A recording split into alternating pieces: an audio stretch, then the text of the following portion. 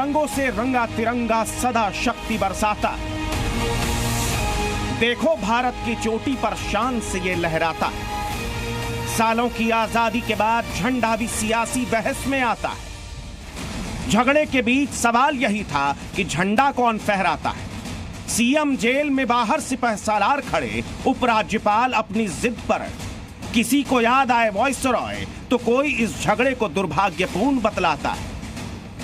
आजादी के अमृतकाल में देश की राजधानी को यह दिन देखना पड़ गया कि झंडा फहराने को लेकर सियासत हो रही है, वो भी ऐसी कि इसमें सारे दल कूद गए। क्या पक्ष, क्या विपक्ष और क्या उपराज्यपाल, सब के सब इस बहस में शामिल हैं।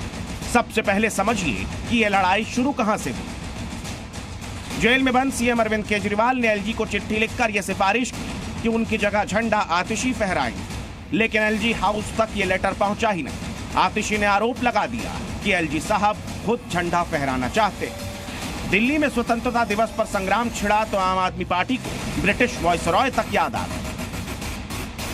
आज एक चुनी हुई सरकार के झंडा फहराने के अधिकार को छीना जा रहा है। आज दिल्ली में ऐसा लग रहा है कि एक नए वायसरॉय आ गए हैं।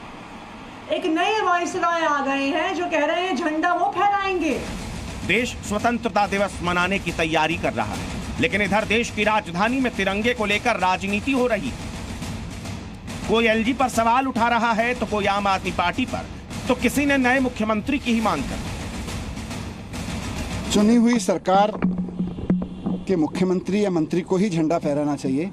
मुझे नहीं लगता कि इसमें कहीं कोई दिक्कत है, लेकिन मौजूदा एलजी साहब से और एलजी साहब के जो मुखिया हैं, इन सब से लोकतंत्र की, संविधान की, इस सब की अपेक्षा करना मुझे लगता है बेईमानी हो चुका है। पहले भी अरविंद केजरीवाल 2021 में 2 झंडे के ऊपर प्रेस कॉन्फ्रेंस में घेरे में आ चुके हैं और 2014 में तो गणतंत्र दिवस पैरेड रोकने के भी प्रयास किया है, अराजक स्थिति पैदा करने की कोशिश की है। देश के प्रति और संविधान के प्रति उनकी सोच को दर्शाता है। आज दिल्ली को मुख्यमंत्री की आवश्यकता है, तो हम चाहते थे और आज भी चाहते हैं कि दिल्ली को चुनी हुई सरकार का मुख्यमंत्री मिलना चाहिए, जो कि काम करे। जो शेष इनके बचे हुए 4-5 महीने रह गए हैं, उसमें किसी न किसी को काम कर देना चाहिए। न जाने क्यों इनको अपने किसी विधायकों पर विश्वास नहीं है। झंडा फहराने को लेकर हो रही सियासत के बीच दिल्ली सरकार के जनरल एडमिनिस्ट्रेशन डिपार्टमेंट ने स्थिति को साफ किया।